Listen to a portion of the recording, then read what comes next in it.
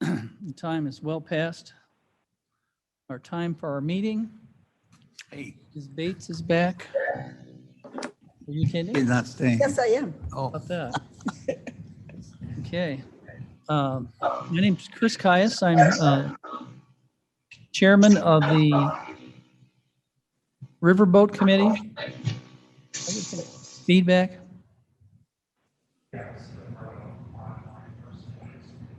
Okay.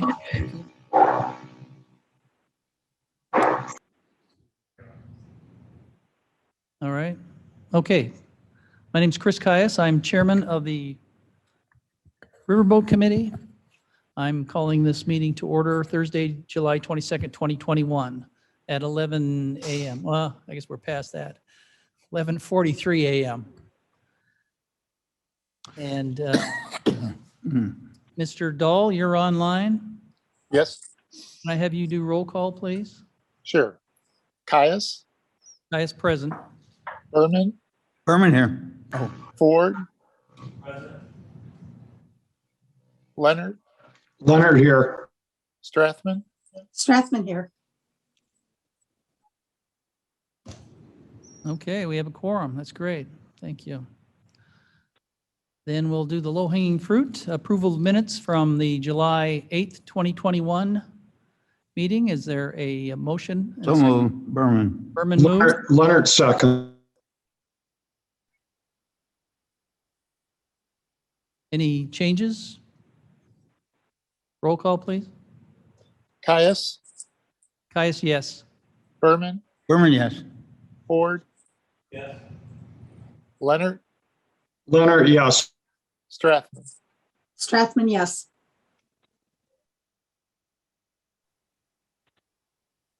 Minutes are approved.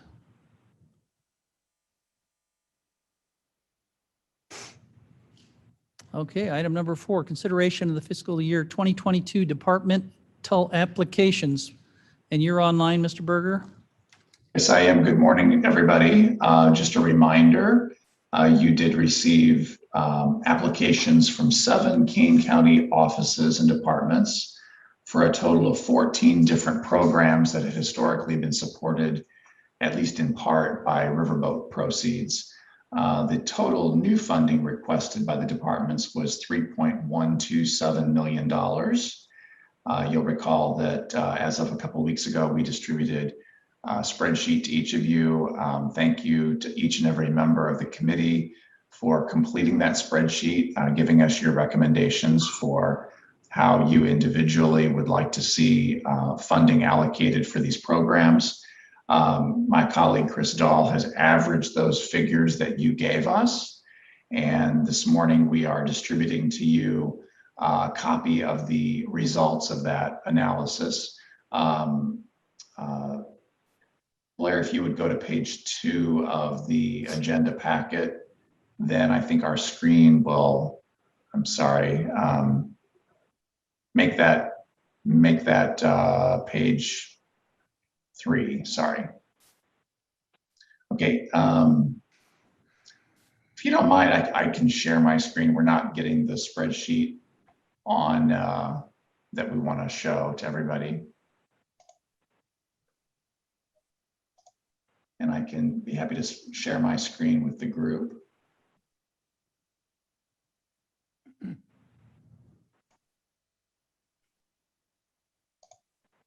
Okay, I believe everybody should be seeing the results of the average figures. You can see in the blue shaded columns, you can see the requested amounts. And then in the green shaded columns, you can see the average figures that you gave us collectively. You can see there's a total collective average of $262,816 in recommended use of cash on hand. That would be old funding provided to the departments in earlier fiscal years. Then in the center column, you can see a total amount of $2.135 million in collective recommendations for new funding, for a total of $2.398 million for fiscal year 2022. The average figures here are intended to give you the basis of a discussion and deliberation.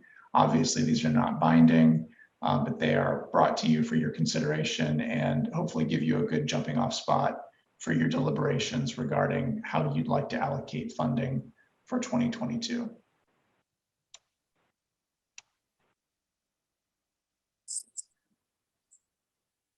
And he passes it back. That's it for you, Mr. Berger, for right now? That is the Questions? conclusion of our Good. presentation to you. Good Again, start. we're looking for you to deliberate over these figures and determine the final allocations that you'd like to approve or recommend to the full county board for approval, I should say. Okay. Now, did the members of the committee, is this the first time they're seeing it? I believe Chris Dahl did distribute this to everybody yesterday by email. Yesterday, so it's on pretty short notice, so Correct. may take some digesting here. As chairman, I'd like to make a couple of comments. I'd passed out the explanation of differences sheet to everyone. You'd already gotten a copy of this, and I made a couple of highlights on it just to make a couple of points. Can you pull up sheet A for me, Blair? And show that. I will stop sharing my screen so that Blair Okay. can do that. Okay, this is stuff that was provided. There we go. A, up in the upper right-hand corner, it's a vertical one. It's the one with the, it's the one with the red print on it. And what it does is it just compares last year's to this year's in outstanding things and makes a couple notes on, a note on each one of the applicants' expense increases or decreases. I think the two notes that I'd like to make are on page number 2 of that sheet. No, you had it there with I think it was the first one. It should be A. That's something else. They should be A, B, C, D. I tried to make it simple so I could find them. I always save them and I can't find them. That's the one there. Can you go to page 2 on that? You can see that those on the page 1, everything in red has had first of all, is an increase in their ask from last year. So, except for, you'll note that funds 45715 is a decrease, as well as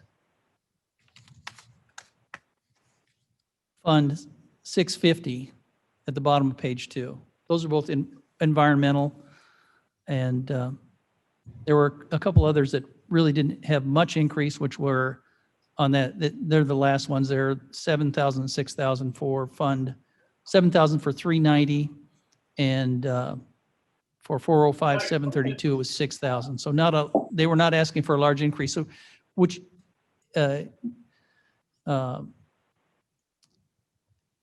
indicates to me that these asks, and having talked with, these are environmental things, at least the environmental ones, I talked with Jody about it, that they have built in they've already accepted that we have a declining, that's one of the things, we have a declining revenue source. And I think we should consider that they've built in they've been very polite in building in a declining ask as well. So that these others that may be asking for much more, I think that we should consider in relative terms that these funds have been not increased to a significant extent or decreased for us. So the ask maybe is more appropriate, at least for our declining funds, or more related to our declining funds. And then secondly, then you can. Okay. Secondly, in the second page there, the yellow indicates that there is a new criminal investigator, and I typed in there one new position, highlighted it in red, one criminal investigator for Fund 230. And in the past, this committee has traditionally taken into account that we don't want to, or the members of the committee have highlighted increases in positions and avoided funding new positions on the premise that with the declining amount that we have, we don't want to start a new position that we would be then obligated, or the county be obligated to support in years to come without a really good revenue source, it's like the general fund. And then that was what I had just on those. Are there any comments about those? And I'm bringing these up just to make sure that I understand them as correct. So if, I know Cheryl, you're online, and Bill, are there any comments about those points? Mr. Chairman, this is Leonard. Could I make a statement? Sure, absolutely. First of all, I'd like to say I agree with your synopsis on this, Mr. Chairman.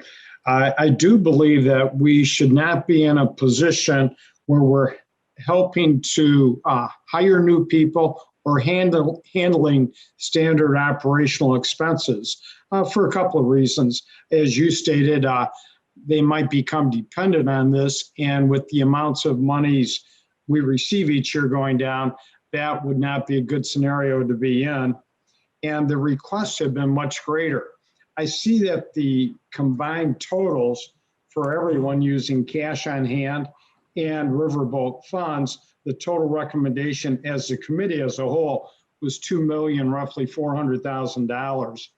I had come up with about 2 million, but I'm more than happy to agree with the 2 million if the rest of the committee feels that's proper.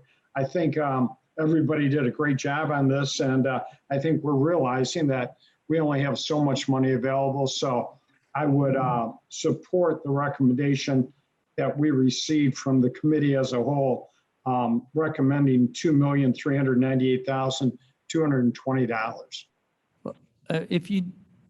Thank you, Mr. Leonard. Rather than go right to the end and vote on this average, I would like to discuss a few more points and maybe make some adjustments or allow for adjustments if that's okay with the committee, rather than, I think we should discuss this and make sure that we're on good footing for the decisions we make. So if you don't mind, I'll put that comment, and we'll keep that comment in mind, and then we'll move forward for a little more discussion. We'll dig a little deeper on some of these, if that's okay. Absolutely. Yeah, okay. Mr. Berman, did you have a comment, at least on sheet number 1? Well, yes, Okay. it's obviously my first time in going through this, but Everybody but Bill. I think the idea in my mind is that we have a certain amount of money that's been given to us by provided by us for the Riverboat Fund. And we have a number of requests that our departments feel that are very significant in their operation. And when we have enough money coming in to cover their requests, I don't know why we don't cover those requests as they're submitted, rather than parse it out. We're $991,000 less than what has been requested or what we have available as to what we arbitrarily say we're going to give away. Seems to me that if the funds come in, we should allocate those funds based on the requests of the departments. Thank you. Mr. Berger, we had a discussion earlier this week or last week about reserves. Maybe you can review how much reserve we have. Of the total reserve was something like 3.3 million, and why we need to keep a reserve on hand at the end of our budgeting, just for the smooth operation of the Riverboat Committee. Yes, at your last meeting, we had provided you a projection of the unobligated year-end fund balance, and that would be for November 30th of this year, the last day of our current fiscal year.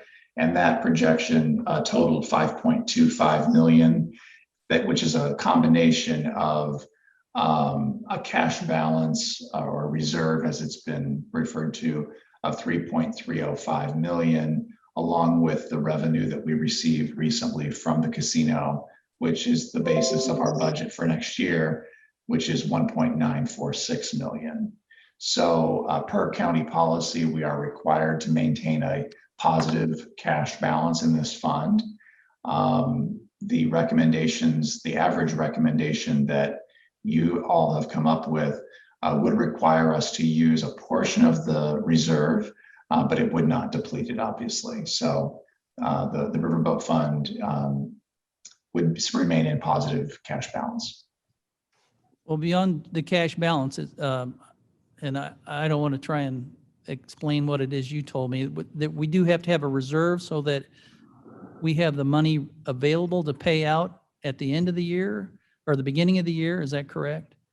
We don't want to be. Yeah, so from a cash management perspective, we've deducted from the fund balance all of the obligations that you've authorized us to make, specifically to nonprofits and units of local government for those external projects. And then to answer your question, when it comes to these internal projects proposed by the different departments, typically what the finance department does is they transfer these amounts on the first business day of the new fiscal year. So what that means is that if you were to approve the average recommendations that you all have come up with, $2.135 million would be transferred out of our fund into the individual departments' special revenue funds to support their programs. So they would get that deposit on the first business day of the year and draw it down throughout the year. So, and that would still leave us 3 million? Is that with 5 minus 2 is 3? Correct. So approximately 3 million for carryover, Correct. which would be sufficient. It wouldn't put us in any kind of jeopardy or near jeopardy. No, not for the year ahead. I don't understand the jeopardy. I'm sorry, Berman. What are we talking about this? Why do we need $2 million or $3 million? We're just explaining that when it comes to internal projects, typically these awards are made by the county board, and then the finance department transfers funds on the first business day of the new fiscal year. So these funds literally leave the Riverboat Fund in December and go into the individual departments' special revenue funds. And so we're well above that. Correct. I guess my question is, why do we need a reserve? I mean, what's the reason for our reserve? If we've got requested, what is the reserve for? So historically, and again, I'm referring to some of the recent fiscal years, the county board has desired to spend more money than we've received from the casino. And so fortunately, we have a cash fund balance because there are many years where we've received more Riverboat funds than have been approved for expenditures. So we're fortunate to have a reserve because that allows you as a board to spend more money than you're receiving from the casino in any given year. But we could spend it all this year as long as we didn't run into zero. Correct. Okay. Mr. Chairman, this is Leonard. Could I make a statement? Yes, Mr. Leonard? Mr. Berman, I understand your point. I respectfully disagree with that.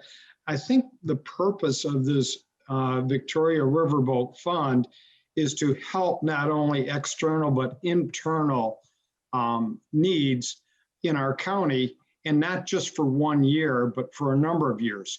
And with revenues going down drastically, I think they went down about 50% over the last year or two. We can't give the same amounts that we gave before. So we're taking out of our reserve or our cash reserve fund And if the funds continue to go down, we'll have to take out more and more every year. And I think this way, at least we have the ability to help in some way a number of internal departments and external needs over maybe the next 3 to 5 years. If we spend all of the reserve now and our revenues go down next year, we will have maybe a third of what we had this year to spend. So I think we're just looking a little bit more long-term, maybe 3 to 5 years to keep this going. My question then is, what makes next year's requests more important than this year's request? Good point. There's no Why priority would we over. want to put money away for next year when I got a request this year for those funds that we have, at least the funds that we have coming in? Well, I think we are spending all the funds that are coming in this year, plus taking some out of the reserve. And I don't think there's a priority one year over another. We're just saying we would like to be able to continue to help all these funds over a period of years. And if we deplete our reserve too much, we're not going to have the ability to do that for very much longer. I don't know. It just seems to me that if we have requests for funds and we have the funds, then we should honor those requests.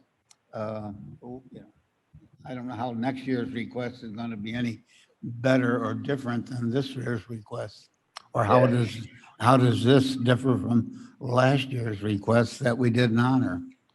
Or is it made up of what we didn't honor last year that's added to this year's request? So I don't know. I think if we have the funds, we should expend those funds for the requests that we have currently. Mr. Chairman, Go ahead, Deborah. Well, you're not the chairman, Mr. Leonard. Go ahead, Excuse Deborah. me. and Mr. Chairman, I'm not on the committee. I just wondered if I could make a comment. Certainly. Thank you. We have traditionally wanted to be able to give some money to throughout Kane County community for people who ask for Riverboat funds. And I think that the percentages have been about maybe a third to outside requests and then 2/3 to internal requests, because our departments have come to depend on this money. And as we saw the revenues fall off, some would say it was because people couldn't smoke anymore, or the little gaming shops showed up, and it kept people went to their nearby gaming shops and their video gaming shops instead of going to the Riverboat Casino for a big weekend out and spending money. As we saw those funds going down, we were saying both to the outside community and to our own departments, be aware these monies are going down and you're going to need to find other ways to fund the things that you want to do, especially internally. So in the last few years, we've tried to stay as close as we could to the money coming in and spending that, so that everyone would get used to the idea that that the funds were going down and that the bottomless pit was no longer bottomless. So as Mr. Leonard has said, if we want to be able to keep doing this for a few more years, we need to be careful how we spend our reserves and try and stay on budget with whatever comes in. We can certainly go ahead and spend, but if we dip into the reserves, then we're limiting our ability to do this in the future. Which is limited by the amount of money we're getting in, which is decreasing every year. At some point, we'll have to make a decision of which is going to be more valuable in any of these programs. I went through some of the data here and try to get an idea, and maybe you can, as a committee, can help me analyze this and understand it as some of the things as far as the characteristics of each one of the applicants and how they fit into their total ask. We have enough money this year There is a question whether how much we carry over to how long we want it to last. We just shoot it all and then next year we're out without, or we want to carry some in a distance. Can you pull up sheet number B, Blair? There's a B in the upper right-hand corner. I just took what the ask was this year and created another column. The second column from the left is I called categories. Part of the traditional logic for dispersing the Riverboat money was that it would go to the 3 E's: education, environment, economy, and well, that's three E's: education, environment, or economy. I had in our externals, as you guys were aware, the staff provided a really good breakdown of how appropriate the application was and whether it qualified for the 3 E's and a number of other factors. I just created this column to kind of try and identify which ones of the applications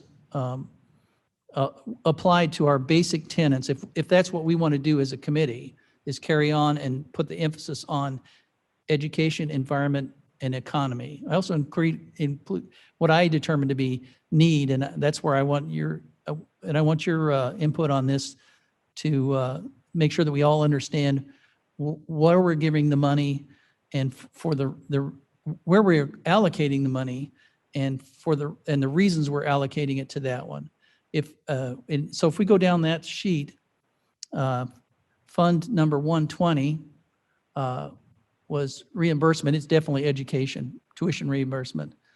State's attorney, if you read the application, they say that there's, for the Title IV, they list education, some education, and a need for an immediate need for the funding.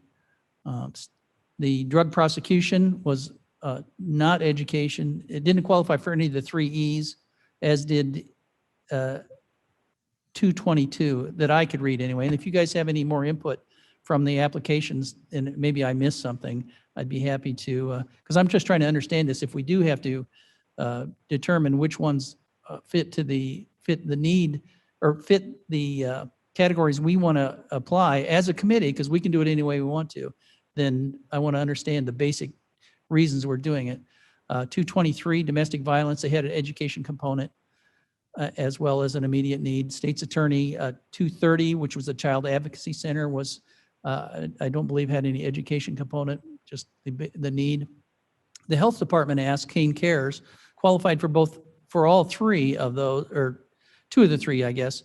Education, the economy, because each dollar that's invested is worth $5 eventually to the county in removing individuals from county assistance and children from problematic situations to save the county on a 1-to-5 ratio.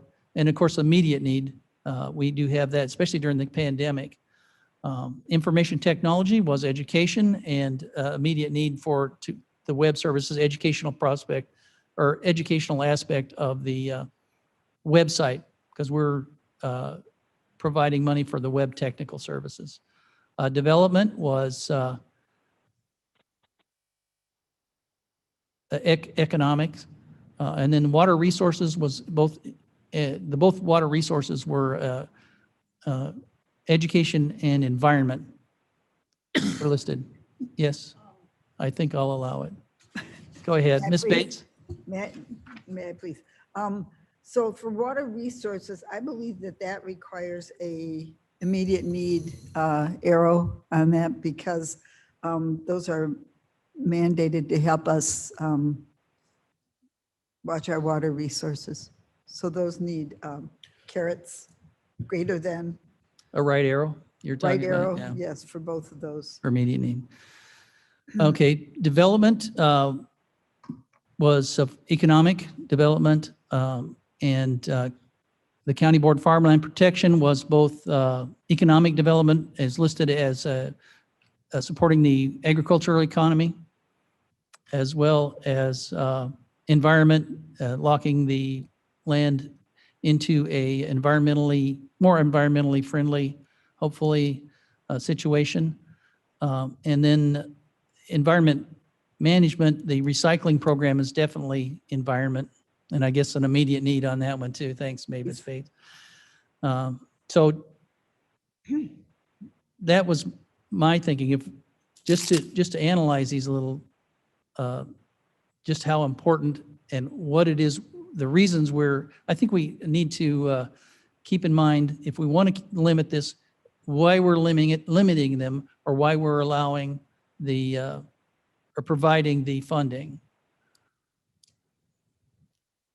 along the lines of the analysis that our staff provided us during the external grants, which I thought were very valuable. So this was just my little shorthand, and hopefully it's of value to the committee as well. And are there other comments about this that would help enlighten me and the other members of the committee? That would be a question for State's Attorney Mosser. Thank you. So I obviously have several things that are up there for the Riverboat, and I wanted to directly respond to the comment that they don't have educational as a portion of what we're asking for in all of these.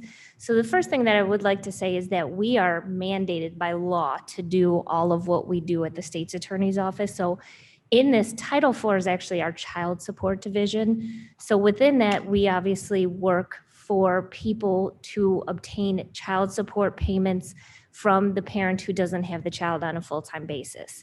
Included in that is an educational portion of it, because as we are going through this, when we are walking these parents through this process, there's more to it than us filing a petition. And that one is listed, if you'll see Okay. on the thing, as educational as well. So Fantastic. So if I can go to the drug prosecution portion. that one, oh, yes, go ahead. So in the drug prosecution portion, in addition to actually prosecuting these cases, we go out not only to the police departments, but also into the community so that we can educate not only the officers on the proper way to do any type of criminal investigation, but also the community. Portions of our educational part will talk to community members about the identification of addiction issues, what to do with that, referral to services.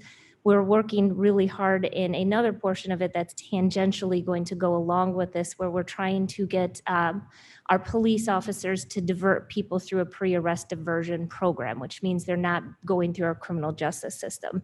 But within this, we provide the training for our community and education for our community, because this addiction issue affects so many more people than we know. So our prosecutors in this routinely go out into the community to talk about the different programs that we have, how to get resources, how to recognize addiction issues, and where to refer individuals. Thank you. Thank you. I think the next one was the victim coordinator services. Yes. In the victim coordinator services, this has two portions of what we work with. One is actual response to victims in cases, but the other portion is to a diversionary program that we have where we work with domestic violence offenders. These offenders are referred to treatment. We provide a lot of information to victims about what to do in the situation that they're in, including safety planning, where to go for housing, where to go for needs that they have. We go into the community and have conducted regular presentations at Mutual Ground, which is our domestic violence shelter in the south end of the county, the Crisis Center, which is our domestic violence center in the north end of the county, along with Waubonsie Community College. Throughout all of these presentations, we are talking about domestic violence awareness, what the criminal justice system does, and how a victim can protect themselves, along with how in an abusive situation, an abuser can get treatment to try to stop the cycle of violence. All educational. All education. And all free of charge to the county. Okay. All free of charge? to the people who are asking it for us. Oh, I So see. when the Okay. Community Crisis Center needs us to come talk about something, we go. You're going to not ask us for money. It's free. Well, Yeah, not that. I get it. Okay, yes, you've sorry. known me long enough now to know that that's not me. Yeah, right. Okay. The next one is the Domestic Violence Division, and that works hand in hand with the Victim Services one. That's listed as educational in the. Wonderful, thank And you. then Child Advocacy Center. So the Child Advocacy Center, is that listed as education or not? No, it's not. Not, okay. Well, and this is me reading through this. Yes. So I'm not a lawyer, so I don't parse things as finely as some people, but It just makes you much smarter than me. Yeah, So right. with the Child Advocacy Center, as you know, as in I have discussed this before, our abuse and neglect cases have gone up 82% since the year before. And a lot of that is due to COVID. Our Child Advocacy Center prosecutes the cases of sexual violence to children who are under the age of 13 years of age and physical violence that's more than just what a simple battery essentially would be.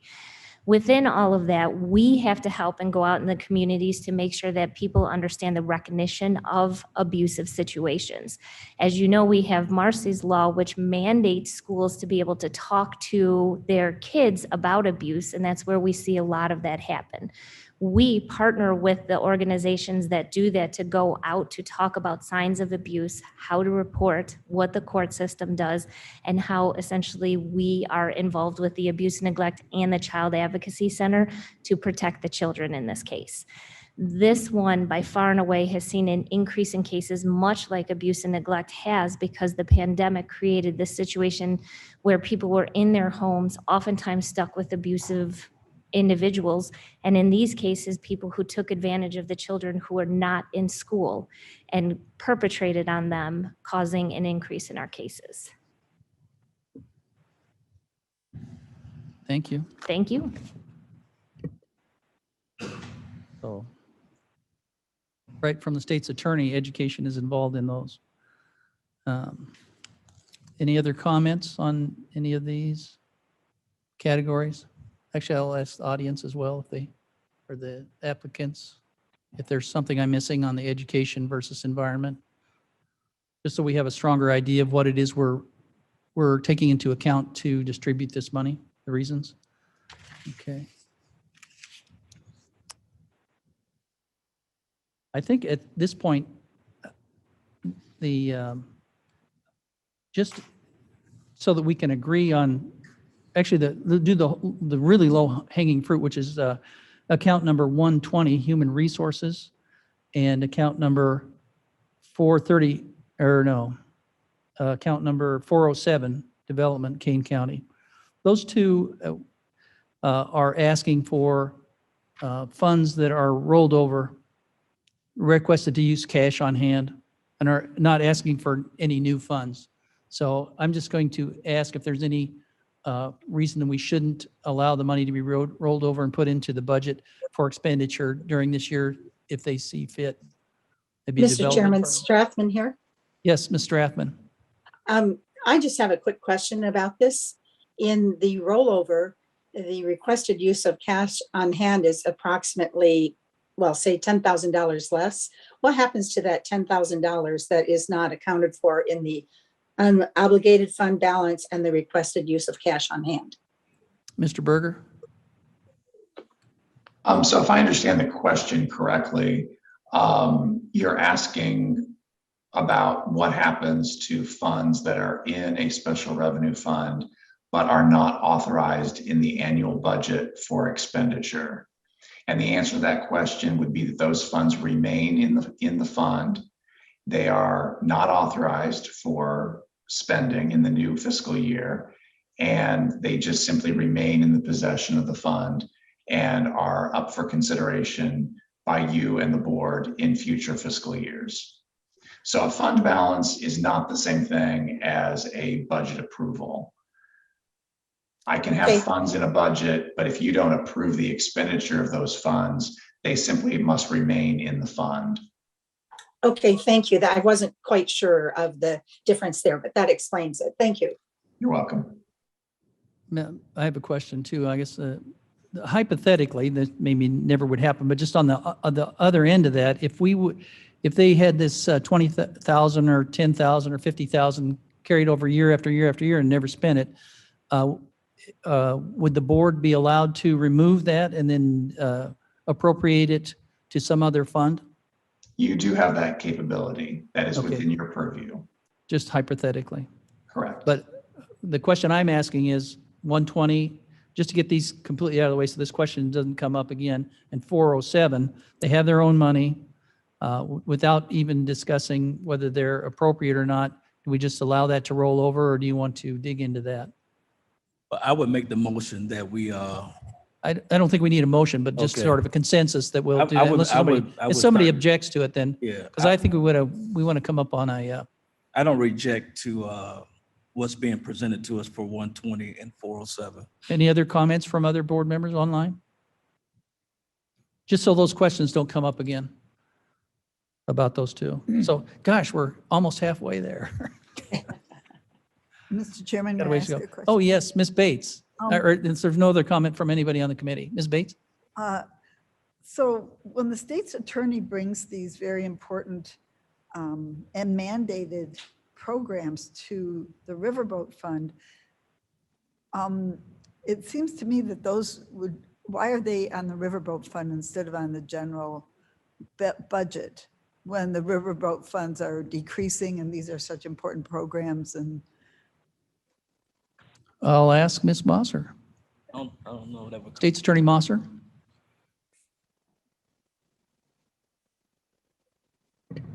It's our understanding that that's historically how it has happened, just because the riverboat and the requirements that they have would give to funds such as those, which is why we traditionally qualified for it.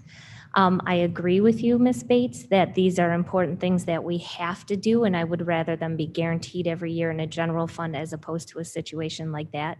But I think it's because we fit the qualifications that it falls in there. It's not a very good answer, I know. okay, that's not a, but it is, it's an explanation, maybe not a reason. Okay. Yes. thank you. Mr. Chairman, Yes, Mr. Ford? thank you. I think it's just been a practice budget-wise that when you have special projects, that in both the county and Aurora, that they've been used, the riverboat funds have been used to cover special projects. It's just been a financial way of handling. Expediency? Well, We got special the money, projects. especially since Right, we had the right. money. So the idea of being able to do special projects came from the fact that there was funds available through the riverboats. And I'd say domestic violence is not a very special project. Yeah, I mean, that's how they're labeled as special projects. So that's how it came about. I'm not saying that's the way to do it. I'm saying how it came about. That's why the little right-hand arrow, it says need, immediate need. You know, that's, I think that's what the, a board and the county board and the committee have seen as a need, as State's Attorney Mosser says, that is definitely worthwhile, whether it comes from here or somewhere else. And I could probably say that saving our water resources are also as important. So, I think that there isn't any one of them that isn't valuable, extremely valuable, really. And I don't know that we have to make the decisions this year on whether we decline somebody, but the way it's going, I think, Mr. Berger, you could maybe enlighten me. We've had actually, I'm going to move on to the next page here, and then I'll ask you, Scott.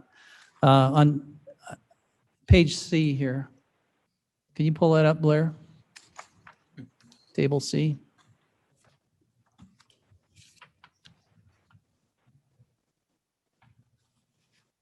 I know this is like a two-pager, just because there's so, I don't think you'll get them all in there and everybody be able to read them. It's really small print. I apologize. What I did was try to get a table here.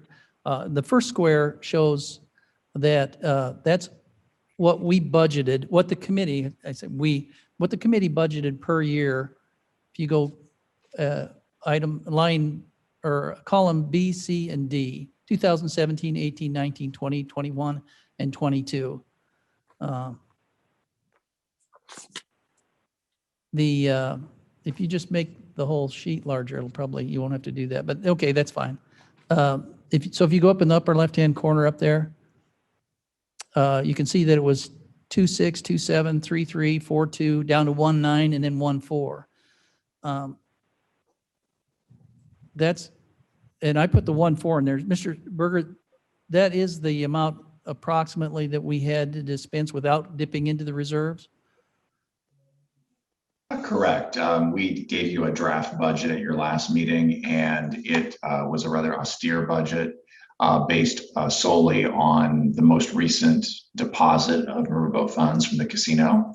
That amount was 1.9 million, and based on our budgeting principles that the committee has followed for several years, that provided $1.473 million for internal projects. Okay, and given what we've, are getting from the boat this year, or actually, we got from, maybe you can explain it, what's going to happen next year in the next round of, are we already predetermined to have less money for our 2023 budget right now? No, we don't know that. So what happens is the fiscal year for the Riverboat Casino is basically the calendar year.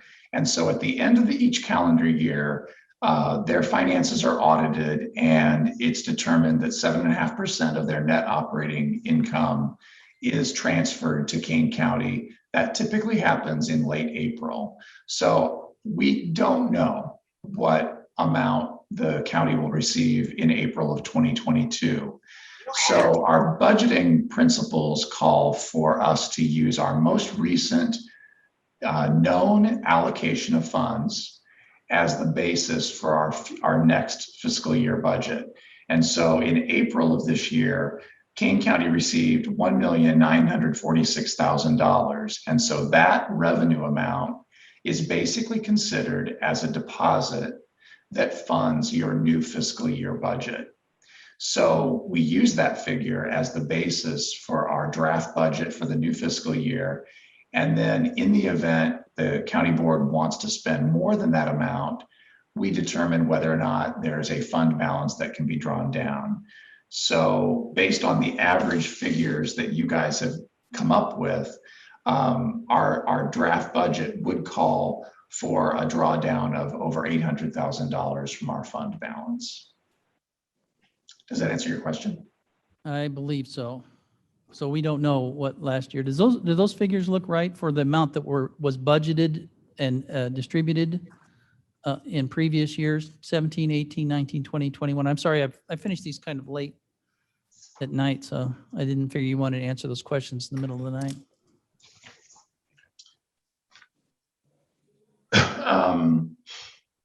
I would have to go back and look at our records to see how that shapes up. Okay. My records indicate that in fiscal year 2021, which is the current fiscal year, we transferred $2.1 million out of the Riverboat Fund into the department's special revenue funds.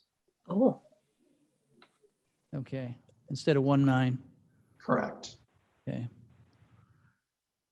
So I may have some of those figures incorrect. And I apologize if that's the case. I believe that up to that point, you can see that in the A, B, C, and D, you can see what happened to the riverboat funds over the last 5 years. As the idea behind this table is that it was 17, it was 83% of the previous year. 18, it was 104, it went up just slightly. 19, it went up more. 20, it went up a little bit more, and then it really dropped off in 2021. It's only 46%.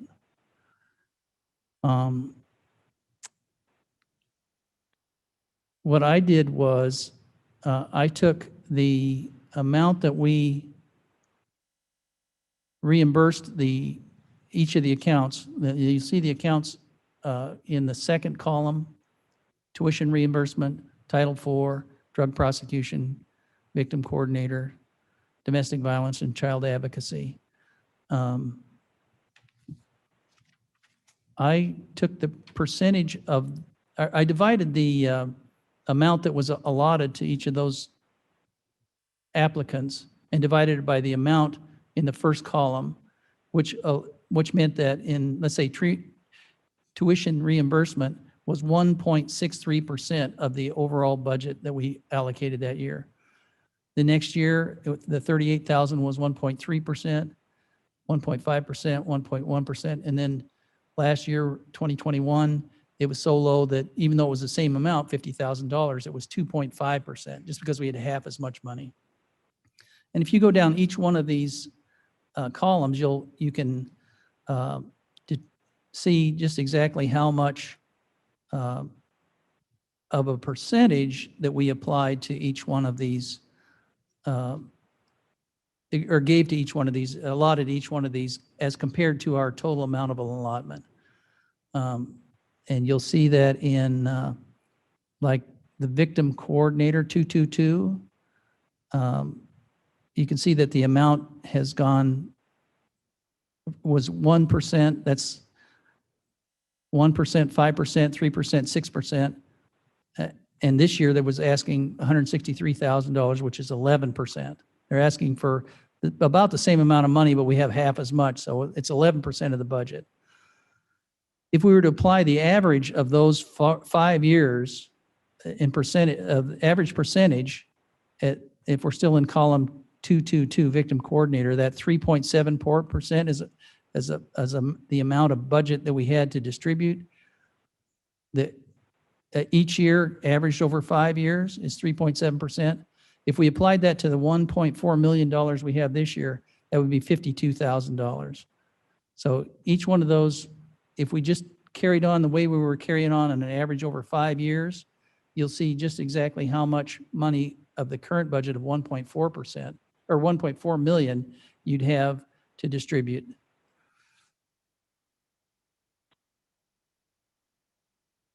Does that make sense? Yeah, Wrong it's good. stimulus. I mean, it does. It's a lot of data. But it's a good point. It's a good, It's a good I think it point. gives me what I was looking for was what our trend was over a period of time.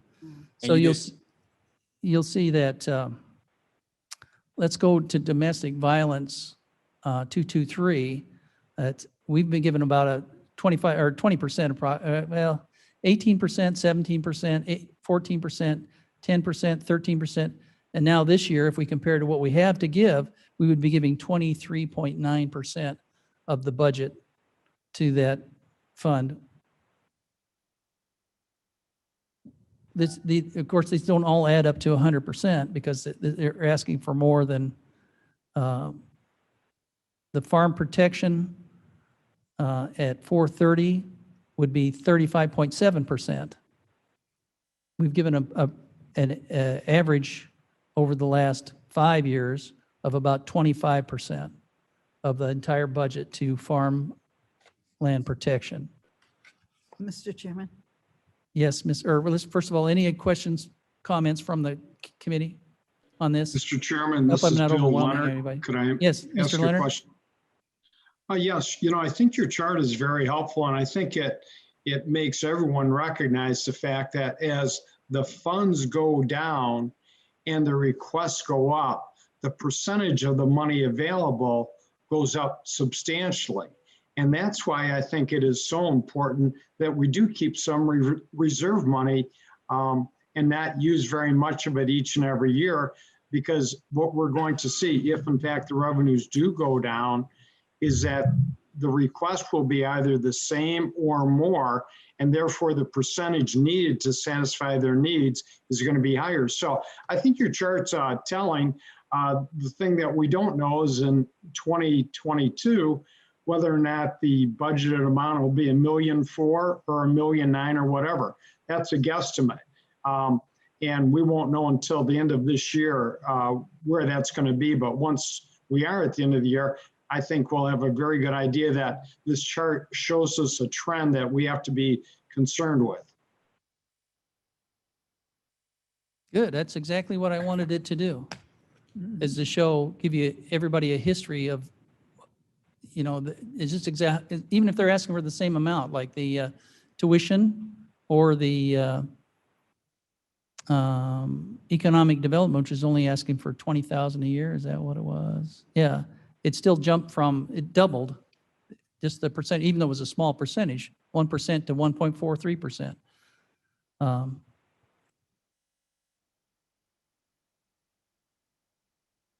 2.5 to 3.5% without even just asking for the same amount of money. So I think that helps us analyze that. And then Ms. Bates, did you have a comment or Yeah, a question? so taking the average of these numbers, is that supposed to smooth out the requests? Or smooth it? Well, that depends what we want to do with it. Uh-huh. That might indicate that if we were asked for 500,000 last year and we're asked for 900,000 this year, and we have half as much as we had last year, Which brings we us, need to take that into account. which brings us back to the idea of mandates. And then. Oh, maybe and you, then- I'm not sure, I haven't got that far yet. Mandates don't apply to me, I'm just trying to distribute money. If it's mandated, it isn't necessarily mandated. Now, correct me if I'm wrong, I don't believe it's mandated to this committee necessarily, Okay, unless I'm wrong.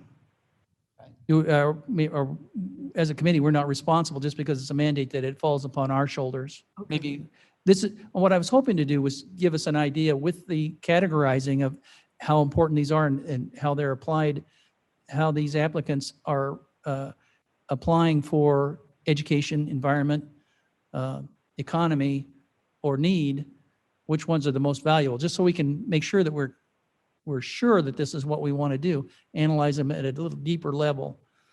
Because some are winners and some are losers, even though we had $2.938 million that we are proposing to give away, some of these are going to go down and they aren't all the asks that everybody wanted. this may be outside of this committee to answer this question, but if there is a mandate and it doesn't get funded by this committee, then who funds it? Good point. The general fund, I Request think. on our budget for. Okay. Yeah. Oh, it Mr. does. Berger can answer that. That's where the finance department comes in at. Yeah. Oh, it become, It just has to Well, and affect the actually- general budget, yeah, right? yeah. Our, That may our be- job here today, excuse me, Mr. Chairman, is to distribute the Riverboat funds. Right. That's our. And that's it's our solely up object. to us as a 5-member committee to decide. Eventually, it's going to go to the full board. So Right. they're really going to be the ones that decide. We're trying to weed through this thing, make sure that it's a logical application of the funds that we We're making a have. recommendation to the. full Recommendation board. to the board. Exactly right, Mr. Ford. You been on this committee before? I have done this before. Oh, my gosh, that's right. You act like an old pro. See, and this, part of this is my education and hopefully educating those of us that are new to the board, or new to this committee, understanding where we've been, where we are and where we're going, maybe just to get a little better idea. So I feel more comfortable about if we do just do an omnibus thing and say, hey, this is great, just give them the money, then I want to know why it is we're giving them the money. For Mr. comfort- Chairman Ford, Yes. I really appreciate your chart. It's really great because it really explains that, what has happened over a period of, what, 5 years? Yeah, I couldn't go back any farther. These were Well, figures I from mean, the this is pretty, applications. this is really good Yeah. to go back 5 years and understand that the funds have went down tremendously, but the requests are going up. Up. So So we somebody, we have to be careful about how we spend the funds. And I'm one that said that we really need to look at holding on to some type of reserve for the fact that we want to be able to do this again next year. I hope you don't get outvoted then, Mr. Ford. Hey, It is a committee, however. Is the need next year more than the need this year? I don't know. See, that's one of the questions we have to answer and hopefully give an educated idea to the board so that they can feel comfortable with having the decisions made. So then, if we go to chart number D, and Mr. Berger, if any of these don't make any sense or I'm way off, out of whack on my analysis of this, can you please chime in? We'll do that. Absolutely. Okay, thank you. Because I know we didn't have a chance to go over this, and I apologize. As much, I know we had a discussion for quite a while, but like I said, I guess I do my best thinking, or maybe my worst at the middle of the night. So I go through this stuff. So if we went to chart D, which is actually just the form that was sent to us, up to the full, to the right-hand corner over there. This is just what Mr. Berger has sent us, Mr. Dahl have sent us for allotment of funds, I believe. New Riverboat funds. Yeah, in the blue, as he explained earlier, the blue is what they request. The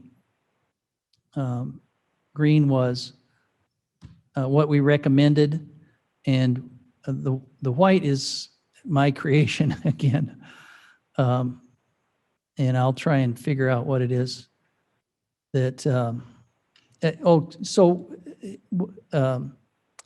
in this, the two columns, the accounts 120 and 407, which were the $20,000 a year, I've not put any figures in that because we've already agreed, and I figured we probably would agree, we're just going to roll that over and allow that to be spent as it is.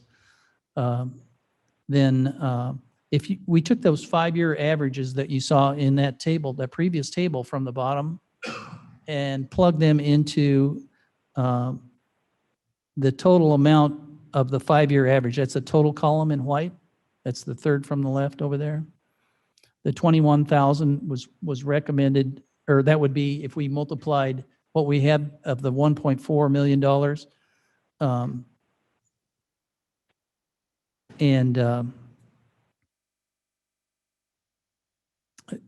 We have times the average percentage of the amount we allotted over the last 5 years, except for, and you may notice that the 405-.715, the drainage, is actually an average over the last 4 years because it wasn't in, according to the application, it wasn't given in 2017. But that's an average of the last 4 years in there. So if we were to give those the $21,000, and then the difference is the average we would have given them had we given the same amount we gave them over the last 5 years, $21,000, we would have given, say, 220. They're asking for 173. The difference is 151,950. I believe that's an 800% increase they're asking for. 800% more than what we would have given them last year using those figures. We would have given, if we gave them what we gave the average for the last 5 years, the difference is 151. That's 800% more. Hope I did that right. Just 220, account 220. It's the third line down. Or am I? Yeah. 220, it's the second line down. Mr. Chairman? Yes, Looking Mr. at your Leonard. chart, thank you. I understand your percentage change. I think those might be off a little bit, but generally speaking, what you're saying is there's a tremendous increase in that one fund at 21,000. If you multiply that by 8, which would be 800,000, it would be about 169,000. So it's probably 700,000 to 800,000. Your point is well taken, and I get it. So you can see that, right, just to give us an idea of what it is we're at, what the applications, if we give the money out, is in relation to the current budget that we have, which was $1.4 million. That's from anything else above that is going to be taken from the Riverboat grant, or from the Riverboat reserve. Mr. Chairman, this is Strathman. Yes, Ms. Strathman? I think this chart is excellent. And I hope that the people who are making the ask have access to this chart so that they can see what a difficult process this was for us. You know, we'd like to give them all the money that they require or would like to have, but this may explain to them why that is not happening. Will this be available to them? Sure, it's going to be online. This is being broadcast. But I can also provide it to them. Yeah, I think that would be. If we're, that way, yes, actually, I will make sure that they get it. Or actually, Mr. Berger, maybe you can. that way, if they have comments about it, that, like I've made any grievous errors, Ms. Mosser, oh, she's not here, might want to point it out. But this was the way I used the figures to make a logical choice. Hopefully, eventually, we can make some logical choices on what we want to do with it, besides the overall spend or don't spend. Mr. Chairman, Alan? Okay, just one moment. Anybody else on the committee have any comments about this? Okay, Ms. Allen. I'm sorry, I sure don't mean to butt in. These are great charts. Thank you for doing all of this homework. I have a question on State's Attorney 223 and 230. Do you see in the white column under projected unobligated fund balances that there's in 223, there's 160,000 and change? Yes. And in 230, there's 64,000 and change. I was just wondering if there was any reason why some of that money was not being pulled out. I'm glad you asked. I'm glad you asked, Ms. Allen. Always good questions and good background. That's why it's good to have you, good institutional knowledge. I conversed via email with the gentleman that provided the application. And the reason that was stated was that, as you can see in Fund 221, the State's Attorney Drug Prosecution, they had a minus $4,000 balance. My impression of the response to my question, like why are we not using these funds, was that that he was concerned, that the State's Attorney's Office was concerned that there be a cushion in there to allow so that they don't go over and have that negative $4,000. You see that the third line down under projected unobligated fund balance is minus 4,000, which really shouldn't exist. It might have been due to contracts or some other, and an overall, it's not a very big thing compared to the overall budget, it's 0.5% or something, 2/3 of 1.5%. It's not very big, but still the idea is that we're mandated to have a balanced, and they're supposed to have a balanced budget as well, as we all are. That was the reason. Oh, okay, thanks. I'm not sure I need 160,000 cushion or $64,000 cushion. Can I mention one other thing? Well, just one moment before can I finish on that one point that you brought up already? Sure. My thought on that was that given that they had one account that was over $4,000, if we were to allow them $10,000 to carry over as a cushion, if that's the case that they needed a cushion in those accounts for whatever reason, that at least on the experience of account number 221, that would be more than adequate to cover a variance in what was going on, as opposed to $160,000. So I agree with you on that. And Ms. Allen, go ahead. That's a great suggestion. I just wanted to mention also that the two, it seems like the State's Attorney's Office is entitled to some of this money because when the original grant was written, and Mr. Hoshite used to provide those every year. When the original grant was written, it was presumed that there would be people gambling who would have issues with gambling. So some of the money that the Riverboat, now remember, this is just the Elgin Riverboat, it's no other riverboat. The Elgin Riverboat would provide us money, and some of that money would be set aside to help people with gambling addictions and so on. In other words, the state's attorney would be given some funds to deal with the problems that came out of the gambling industry. And then over the years, that has grown to where the state's attorney's office is taking like maybe 50% of the internal money that we spend on ourselves. So it has been a substantial leap. And two of the largest items used to be the Child Advocacy Center and the drug court program. Now you'll notice that the drug court program took our warnings to heart.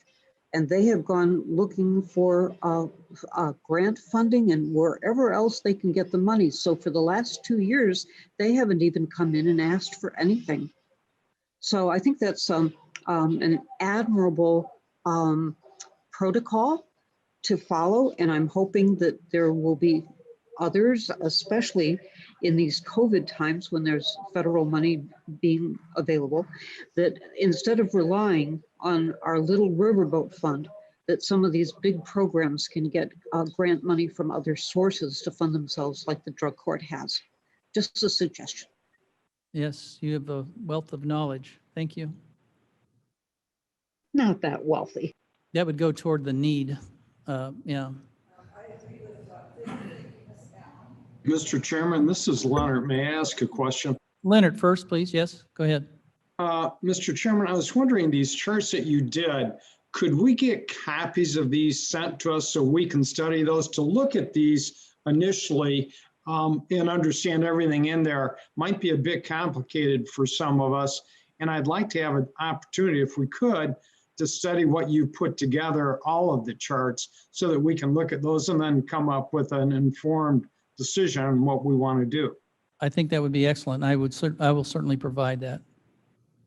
Yes, and it'll be the Excel spreadsheet so that you can manipulate the figures. I just wanted to thank Ms. Allen for her comments about grant money. And I think even grants can sometimes be an unreliable source of income for these Oh, yeah. important programs. Sure, you're absolutely. I don't know who that was, but somebody blew up. Okay, good point. So, and actually that is a good point also about the ARP money, the recovery money. I have sent something to the finance director, but I haven't yet got a response. And I also contacted Mr. Sanchez, who's chair of the ARP committee. And Mr. Sanchez indicated that some of these may qualify for some ARP funding, which theoretically, and maybe you can correct me, Mr. Berger, would, if they would qualify for ARP funding, it might free up some money to use for those that don't qualify for ARP money. Does that sound like a reasonable thing? That is correct. So making a decision right away, we might want to give this some thought because the ARP committee has just begun forming with their, they're just getting their guidelines together. So to rush to put this out might be, it might be premature to do something today. And it also gives the committee members a chance to go over these figures, because this is just a one man's thoughts as a member of the committee on these. I will point out, or is there, Mr. Ford? Mr. Chairman Ford, I do recognize the first step that you did, I like where you did 120 and 407, because they were they were asking for any of the funds, they're just rolling over what they have. And I also do recognize that there are a handful of these requests that are very close to the funds that they need. So I don't know, we want to take a closer look at those, or? Sure. Yeah, I think that we should just, in a moment, we'll, Okay. or actually, maybe we should do that. I wonder if there's, in this group of asks, those that might be more of a easy decision to make. So are you suggesting we start with like the lowest percentage Yes. and maybe just work from that? Yes. Well, the lowest difference between what they requested and what was recommended to them by the first round from this committee. Okay, and so if we still work from table D, Yes.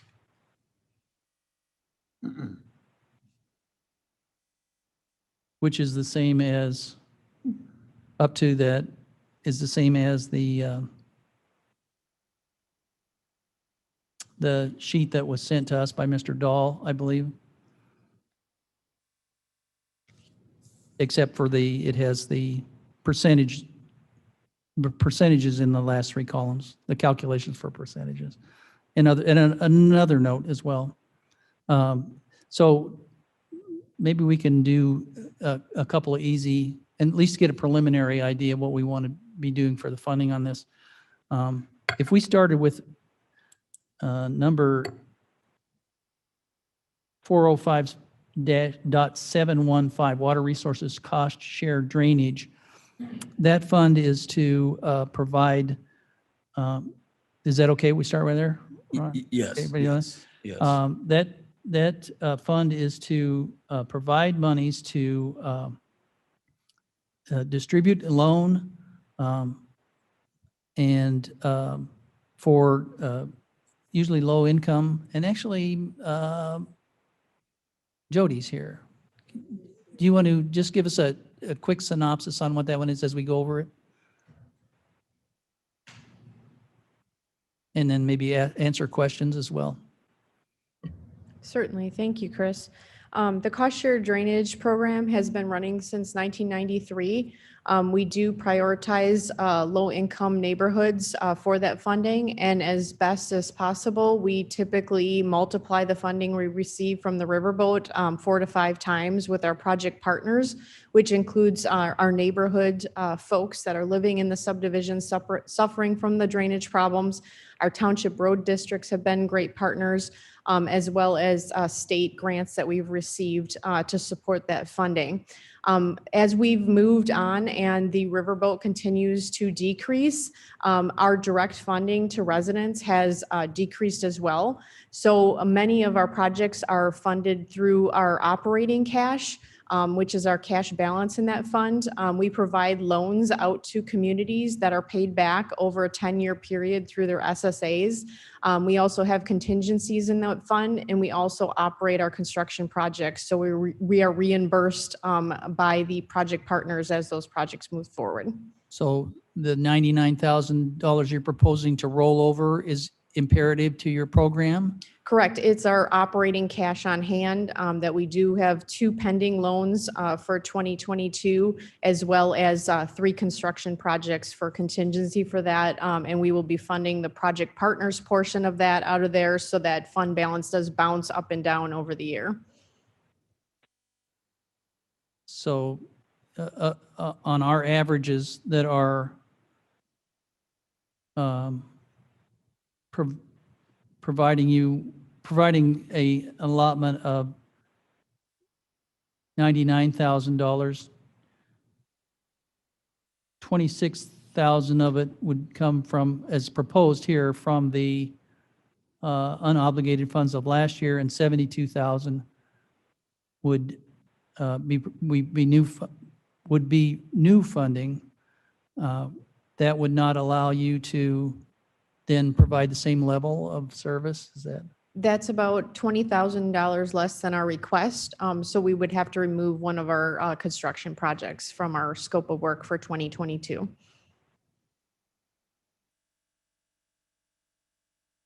And I'll just note that I think this is one of those that is asking for less anyway, right? Wasn't it a below? That's correct. Below the, It's approximately 55% of what we asked in the previous year. so Mr. Chairman, may I ask? anybody on the committee have a question for Ms. Olnick? Then Ms. Bates? Are those mandated projects? No, they're not. They're local drainage projects. Our only mandated program is the Stormwater Management and PDS program, which is our riverboat, our river stream gauges that are used by all of our municipalities, as well as part of our MS4 permit requirement by the state of Illinois. Thank you. Back to mandates. So just to dig in on this one, of course, I'm kind of fond of environmental things. In order to keep the same level, and I think this is a great outreach to neighborhoods that don't, that can't afford to do the stormwater management on their own. And so it is good, it balances the economy with the environmental, which is helping with the water drainage and less flooding on that. And I would propose, well, I'll just let it go to committee. Any comments on that one? Is that okay if we discuss that one? We'll continue to discuss. Mr. Ford?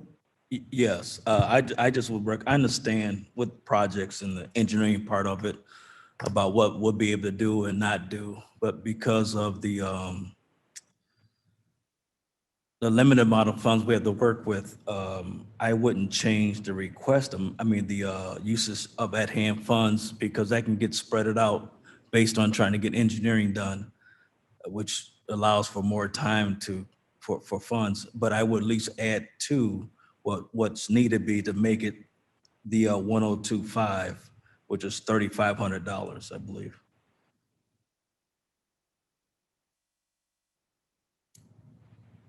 Well, it's only $3,000 difference. Right. Any other comments?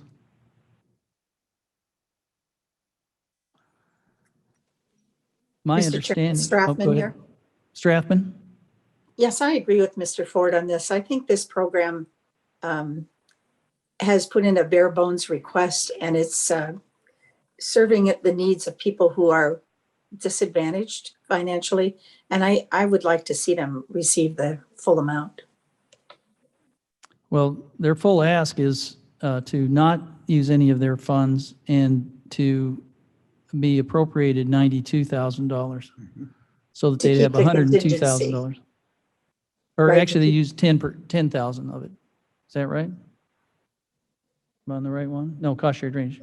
The $92,000 or the $99,000 that we have cash on hand is what we use out to loan out to folks, as well as construction contingency. The request is the 92,500. Without using any cash on hand.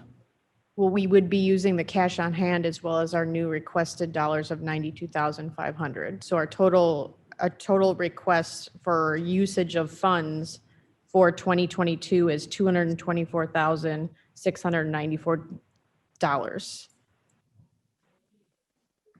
So we're combining the 92,500 plus our cash on hand to get our operating expenses for 2022. Mr. Chairman? Well, I guess I don't understand it, but yeah, go ahead, Mr. Ford. Yeah, I guess it's a little confusing because the list where this is listed under the 99,000 plus is under unobligated fund balance, so it's kind of hard to understand. Would you would, if you were going to, yeah, I'm not sure I have a clear understanding of it either. If we allocated the 99,000 or the $102,000 even, but you have a balance that we don't put into the, if we allocated the 92.5 and 10 from the cash on hand, that'd leave you with $89,000. But you'd only be allowed to spend half of it. Is that correct? Our request has a budget request of $224,000 for FY 2022. Of that amount, $100,000, basically half of that is going out the door for projects that are being built or engineered. The other half of that is going out to loans, contingencies, and operating funds to pay for our partners' share. So that's the amount that kind of bounces around over time. It's our operating cash for the program.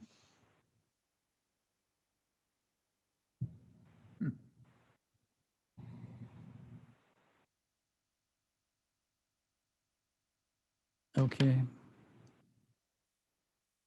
But if it's bouncing around and it's still in a unobligated fund balance, you have to come to the board to ask to spend it. Is that correct? It's not, it's in our budget request. So I can't speak to the spreadsheet that's up there, but our budget request was for $224,000 for next year. That's on Exhibit C of our submittal. Okay. Do you have I thought this would be an easy one. I did too.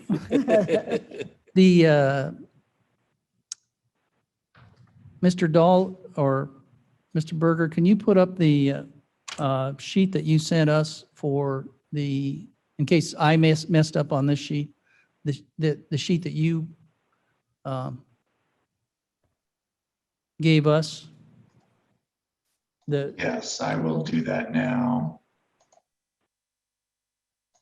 Because I have 99,000 unobligated, 10,000 to be used, 92,000 to be additional money for a total of 102,000. So I've just shared my 100, screen. I think this is the information you're looking for. And I was just looking at the New World budget that was submitted for Fund 406. I believe $10,000 is the cash on hand amount, and the request for new funds is 92.5. Again, keep in mind that Fund 406 contains two programs, cost share as well as stormwater management. So I think Jody might be referring to the two programs combined. Are you referring to both of them combined? Yes, I think we're saying the same thing. The confusion is that $99,000 of the unobligated funds, which are actually used every program year, but the balance ends up all back in the pot at the end of the year. So that cash on hand fluctuates over the year as we're creating loan agreements with various partners for the project, as we're paying out the construction dollars for our construction projects.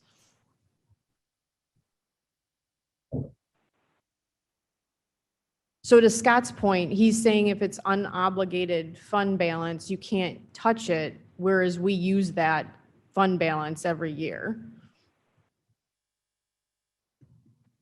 I'm sorry, Mr. We- Chairman. Yes, go ahead, Mr. Ford. We might need to reconvene. Well, we will have to reconvene at some point.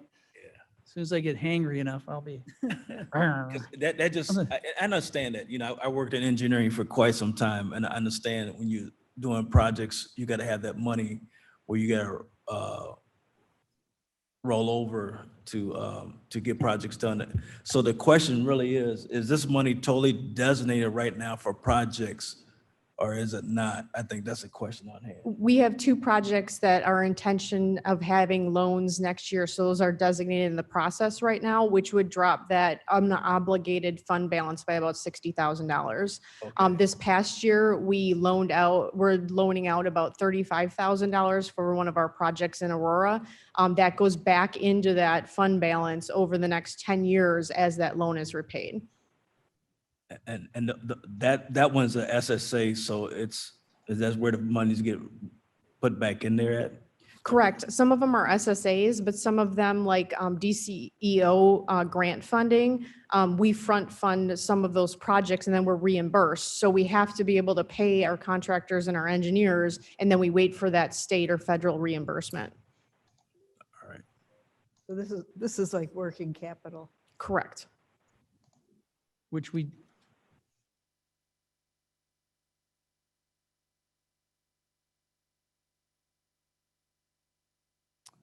Misnomer, that's So, unobligated. so in my table D, where we had this fund 405.715 with a budget of 223,000 over the last 4 years. That included the $99,000 each year that's just rolling over. No, it didn't. What we've been working closely with Scott Berger's office to try to accurately represent that amount that we've had on hand for basically since 1993. And as the Riverboat kind of progressed, we've kind of been moving it around where it would seem most accurate to try to explain this to the committee. And so it wasn't reflected last year. That was one of the reasons I jumped up at the meeting to try to explain that again. So if anyone has any suggestions on how to better accurately represent this using operating cash, I would certainly be open to that suggestion. So it doesn't keep showing up as unobligated fund balance because we're actually using that every year as money comes in and goes out. Could you set up another fund so we don't ever see it? I would defer to Scott Berger for that, for accounting transparency. Good answer. About that, Mr. Berger? You're on the spot. Well, I'm afraid Mr. there's, Chairman, I think as long as we know about it.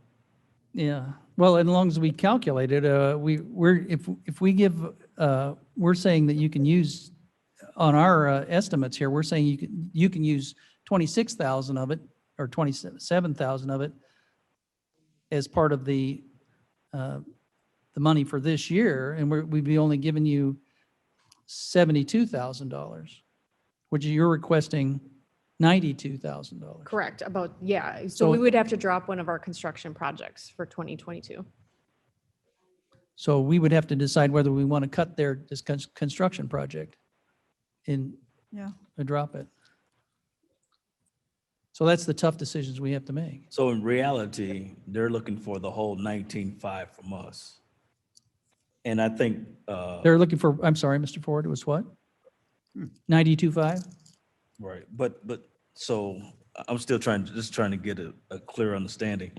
So from the request that came from us, the first round, we had 26.8 of their cash flow that they needed to use. And then in this chart that we have today, the request use of on-hand cash is 10,000. So that's a great fair compromise. And I'm just saying that if we just make up the difference of the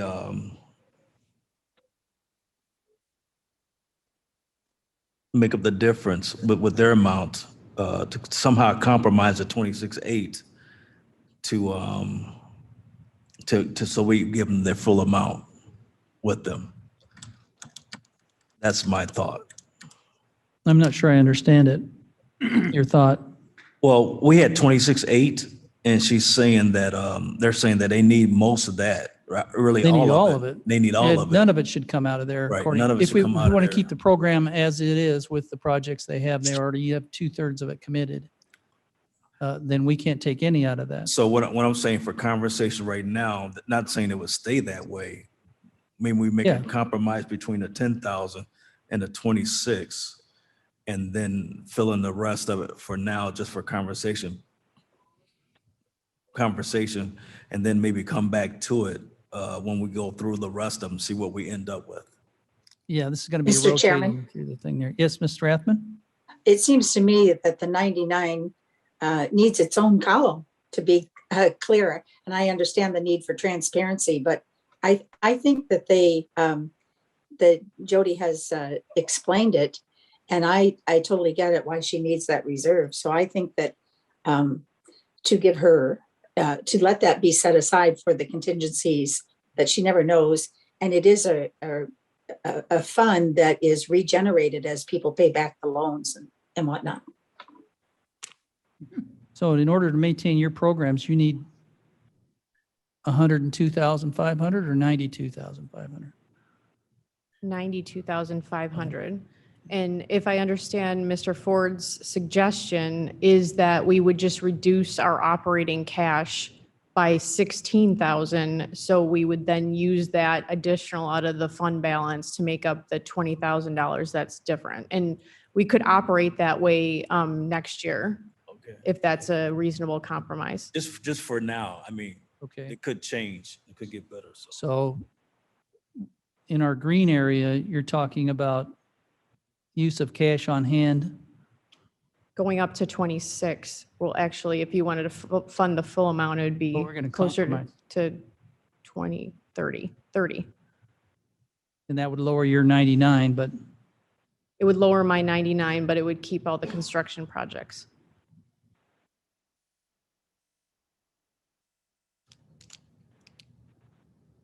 so you would lower your 99, we would kick in, the committee would kick in the 72 too from the current funds? Is that correct? Or we would increase it enough. Right. Increase it to get to the 102, 5, yes. which is like, makes it 75,000.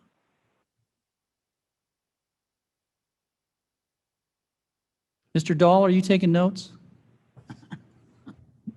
Or are we on our own here? No, I'm taking minutes. And I think Tracy is probably making corrections to the spreadsheet. Okay.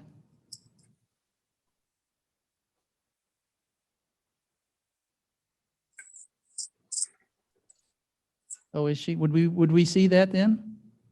Or you're not looking at mine? If you give us a minute, we can Okay. Why don't you, can you do make that? some That'd be changes great. for you. Hang on just a second.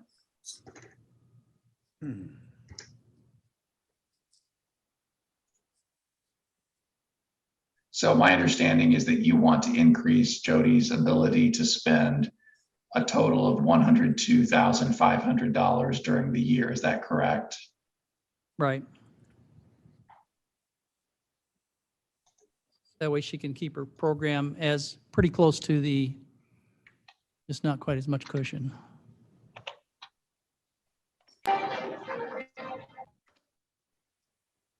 Oops, I didn't get that quite right. Mr. Chairman, Alan, Yes, Miss Allen? I'm sorry to butt in, but this program has been reducing the amount that it asks for every year, while still trying to do projects that help the people who live in the county. I would just ask that you give Jody what she asked for of new Riverboat funds of $92,500. That way she gets to do the programs that she's planned for this year, and she's still asking for less than she's asked for in previous years. Good Yeah. sound comment. The other part of my, Oh, Mr. Chairman Ford, the other part of mine was to compromise between the 26.8 and the 10,000, which, somewhere around 15 to 16,000. So our increase would be more than the, then just 3,000. right. So if we lower the contingency or the amount on Request of use of cash on hand, cash on hand to 10,000, did you say, or 16, let's say. 16? So that would kick another additional 10,000. Yes, 10,800. So then, 16, then we'd have to be allotting 85.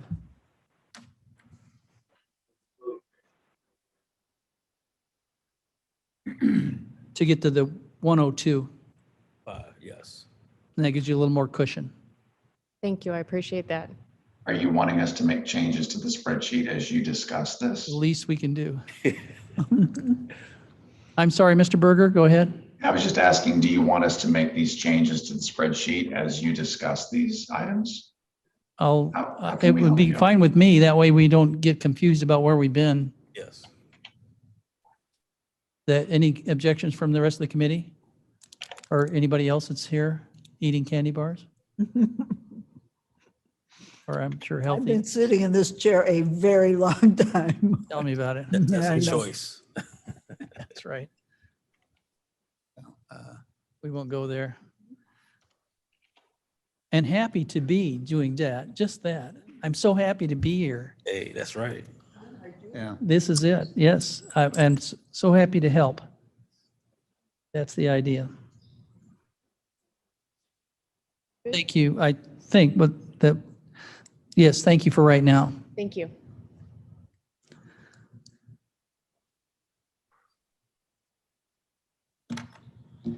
Okay. Then, let's see, Farmland Protection Program is 108%. That's pretty close to last year. Shall we discuss that?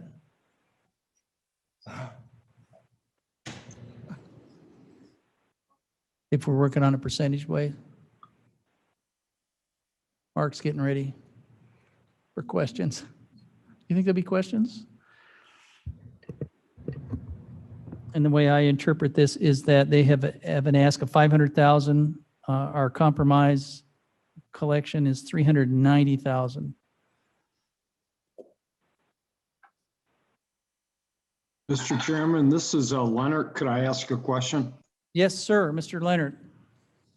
I was wondering with the category that we're looking at now, the farmland protection, and I believe that whatever monies we give to them, they're matched by the federal government, but I'm not 100% sure, but if I remember correctly, I think that's how it works. So I know that that number is a high number, but if they're getting a dollar back for every dollar we grant them, it's a worthwhile thing. So we may want to just confirm that before we make any decisions on it. Sure, yes, I'm Mark Van Kerkhoff, and absolutely can confirm that. This is, I think, the only Riverboat request that actually doubles the money that's allocated to it. Traditionally, this has always been used to match federal dollars that come to the state of Illinois from the federal government for farmland protection easements, and we are the only county that has a program. So if we don't use it, the money goes away from the entire state. So that's been the foundation of the program over the years.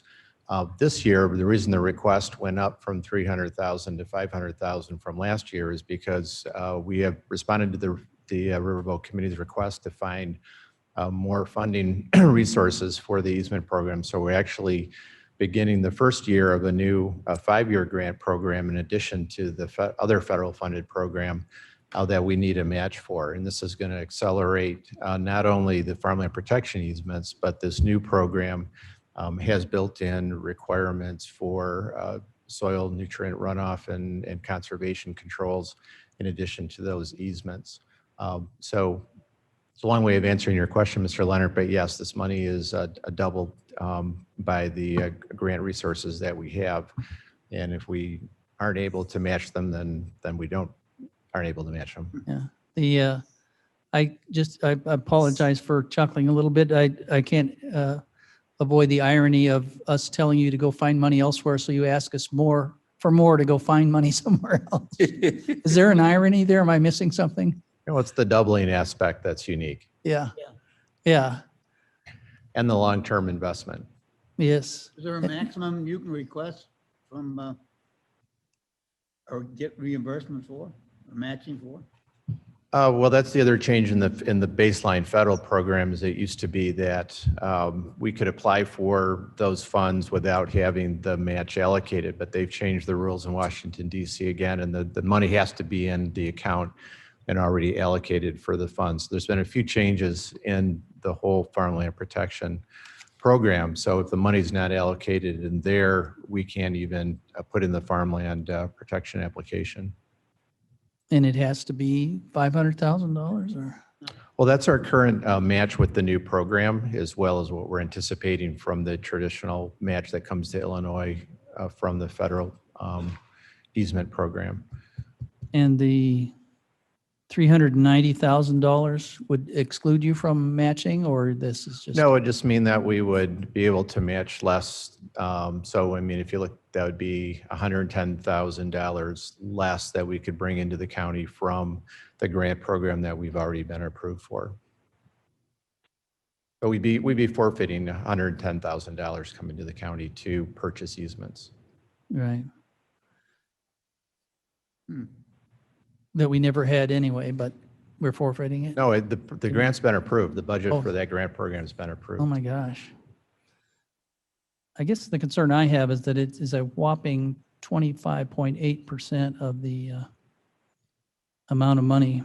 Is that correct, if I'm right? In my table? Pretty good investment. I think that your, according to your chart, is 25.8. My chart, yeah. Yeah. Which has a little asterisk that hopefully it's correct. I believe it is. We have a total of 1.4 million that we're talking about? Well, we have a allotment from the gambling, or from the boat fund, excuse me, this year of 104 million, 1.4 million remaining. But we don't, we can't, anything above that would come from our $3.3 million reserve. Right. So if we want to keep in budget of 1.4 million, this would be 25.8% of that allocated amount. It's And got it's to be just more a than relative that. term. It's more than that. It's just a relative. Somebody do the math. It's more than a third. No, 500,000 That's is, 20, that's a quarter. 500,000 is more than a third of, 1.4 No, no, million. no, no, It's no, no. about 34%. Yeah, yeah, 35.71. thank you. I do Yeah. that in my head. Well, That is a third, oh, dumb lady. Of the 1.4 million. It's. I'm 30. sorry. I'm working backwards. You're right. It's more than, you're right. It is. It's like 30%. I do stuff like that in my Right. head. I'm working on the chart that I did, the 25% is the average that it's been receiving Mhm. over the last, But 500,000 of 5 years. 1.4 is more than, if we take, it's like a third. right, if we take the average of the Oh my gosh. money that we've given, of the money that we have available, it's 25.8%. So if we multiply that times, to be consistent, over the last 5 years, we've given an average of our budget of 25%. Right. Okay. So if we're consistent and give it an average of our budget of $1.4 million, it'd be 361,000. So if they're asking for 500, it would be well over 25.8%. Okay. Sorry, I got, And to their requests over the last 5 years, their number has came down tremendously because it started off in 724 down to 718. So now they're down to 500,000. yeah, the only problem is that it has gone from 27% of the budget Right. to exactly. 35% of the budget Exactly. on their ask, the 500,000. Oh, that's the number right above there. Yeah, 35.71%. Good math. Good catch.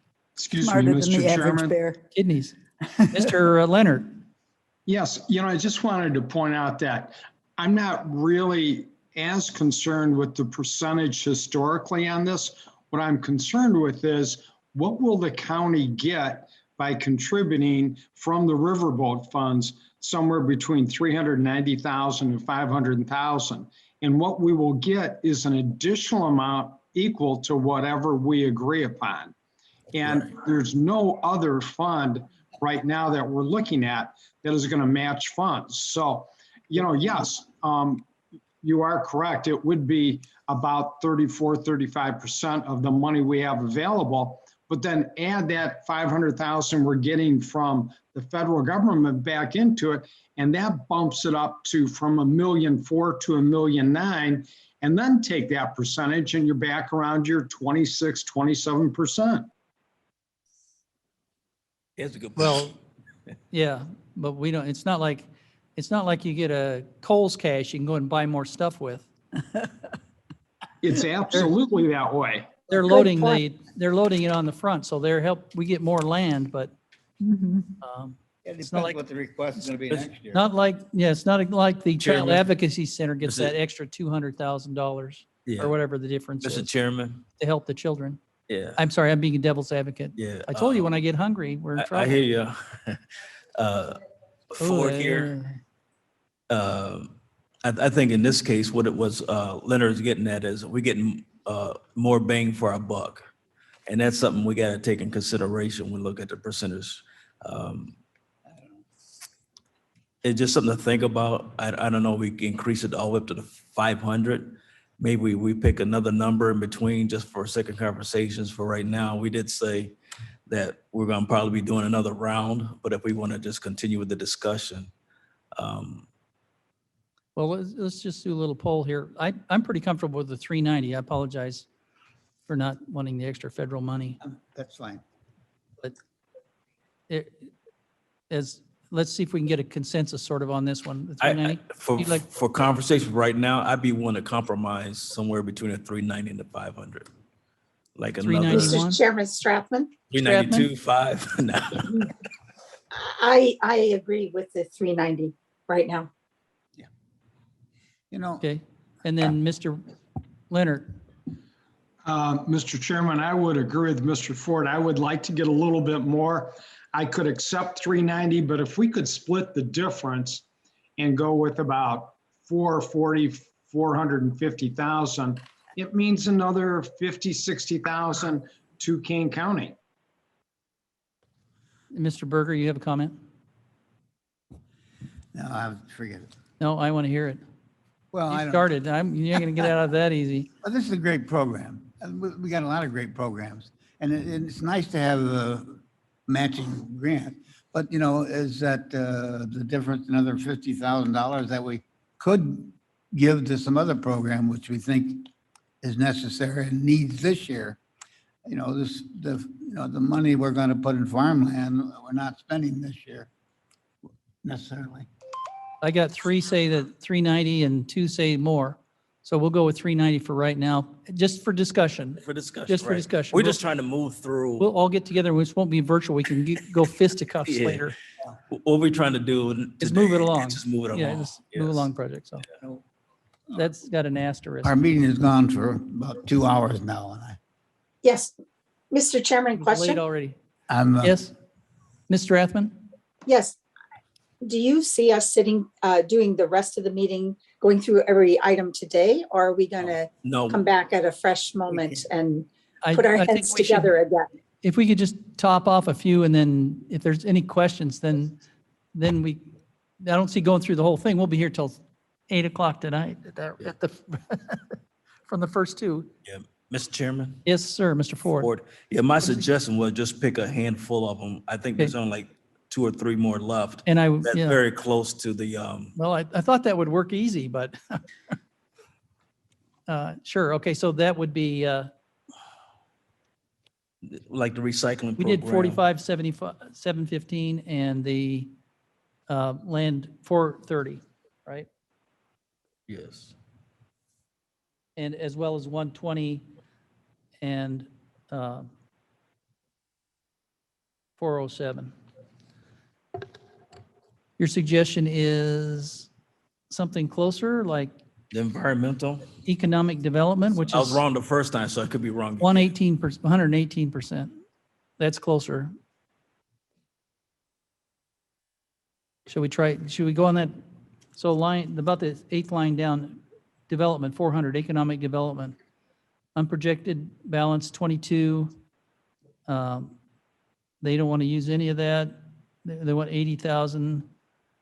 We're suggesting 12,000 be used for cash on hand, 58,000. So the allotment would be 70.9 thousand. Any questions on that? You have a elevator speech on that one? No, only this is the fund that both the Jobs Committee and the Agriculture Committee has been able to use to be very agile and flexible and responding to opportunities like the export grant matching program that we did for a number of years, and then most recently this spring with the grants that we provided to our local food growers. Our Compere grant provided us $10,000. We had such an outstanding response from our local food growers that we're able to use the economic development funds budgeted for that purposes to provide additional grants to a total of 25 local growers. So the budget builds in that flexibility for both those 2 committees to be responsive to that. So a decrease in the amount just decreases the flexibility. Not So good, not as good. Okay, well, I'm okay with the 70 or 71,000 approximately. Comments? That's a I'm consensus. comfortable with that. You Yeah. paused that long. Yes. Oh, sorry, Ron. No, I'm This man agreeing. some sugar. I'm agreeing with you. Yeah, okay. Yes. So that's one out of the way there. On that.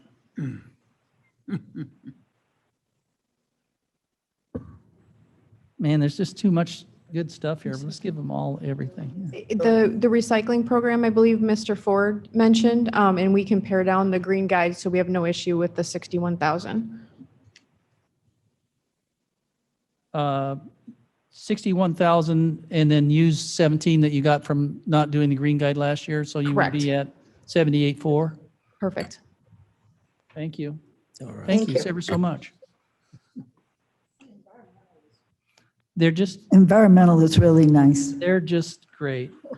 I like environmental. I think we ought to give them all. Oh, no, did I say that out loud? that's because it I apologize. comes out of the sun. Oh. All right. State's Attorney Drug Prosecution. We lost our state's attorney. Oh, okay. Elevator speech? Oh, you're my guy. I'm sorry, your name was? Joe Krantz. Say it in the microphone if you would. Joe Krantz. Yes, Joe, thank you. For drug prosecution, we're going this month to the finance committee to get a $50,000 loan because we're short on cash. Yeah. Okay. Anything on the program as far as the 142,000? We're suggesting 85,000. I don't know where we'd make the cuts. I don't know either. I'm not sure where we're making cuts. Mr. Chairman, this is Leonard. May I make a comment? Yes, absolutely, Mr. Leonard. Please. You know, with the drug prosecution, I think what this gentleman is suggesting is what every department's going to suggest either this year, next year, or the year after that, that if they don't get the monies they need, they don't know where they're going to get it from. That's the problem with us funding operational expenses. So I think we have to be careful with what we do here. Yeah. Unfortunately. Yes. Comments from other members? Anything? Actually, that's how you win a lot of arguments, is just wear everybody completely down. I can't stand it. Yes, I'll do anything. The only other one I really want to bring up. Okay, are we okay with 221 though, the way it is? I apologize for not giving you and going so fast on that, but, okay, the only other one you wanted to Really, I'm sorry, dig into? is the, make sure it's the water resources, the other part of the Environmental, Stormwater management. water resource, stormwater management. Right. That is Miss Ivy. Thank you for your time. Thanks for coming in. Hi, everybody. That's the MPDES MS4 permit program. And your name is? Ivy Clee, Resource Management Coordinator. Thank you. Mhm. So this is a mandated program by the state of Illinois, the National Pollution Discharge Elimination System for MS4 permit. And last year, I believe that I wasn't here last year, but we had agreed to reduce the contract amount for 1 year. However, they stated that they would not be able to do that this coming year. And we have 5 USGS stream gauges, and we do not want to lose one of those. So you would need the $67,535 to maintain that. Ideally, yes, but we can do 64,000. There we go. And bartering here. What we have with those stream gauges is that we have a wealth of knowledge accumulated from all of those gauges over a number of years. And if we drop that, we lose the consistency in the data collected on our water resource Yes. information as far as planning and a historic So roadmap. the up to this point. gauges, the stream gauges are used to monitor the rain and stream levels during storm events. And they also collect data for computer modeling of floodplains. So they are very important. And again, it wasn't very much of an increase. So water resources, 64. Right. Going once, going twice. Anybody object to that? 64. Mr. Chairman, no objection. This is Leonard. I Thank you, would Mr. Leonard. just like to say that I'd be happy to agree to that amount if that's the last item we're going to cover today. Okay, Yes. all right. Yes. Love this. I like to run I hate meetings to go long, don't you? Well, it's 2 hours. Except when you run it. Yeah, that's long enough. The brain can only stand absorb what When they started something late. like that, yeah. 2 Yeah, we hours started and we late anyway, started late, right. so- Yeah, I'm getting hangry. I Chairman, can I- appreciate your time for this. Mr. Berger, can we? Yes, I just want to clarify, Reese? did you want me to alter the number 60,428, Yes. To 64,000, 64,000 even? yes. Okay, I've done that. I'm no longer sharing my screen. Okay. Do we don't have to come to a conclusion today. Can we just Well, do a So we do adjournment? we do need you to make a recommendation that we can carry forward to the full county board. By what time? We were hoping you'd do that today. Yeah, we were too. Are you suggesting that you'd like to reconvene at a later date? Yes, Yes. that's what my committee is telling me. We had a Then rough we just start need this you- morning. We just need to let you know when you'd like us to schedule a meeting. Do we need to adjourn and reschedule another one, or can we just, You may certainly adjourn if you'd like. We'll just look to you to give us some guidance regarding your next meeting. well, we have all of our committee members here right now. Let's see what we can devise. At a, It has to be at least 48 hours from today. Is that correct? Correct. The earliest you could meet would be Monday. Monday.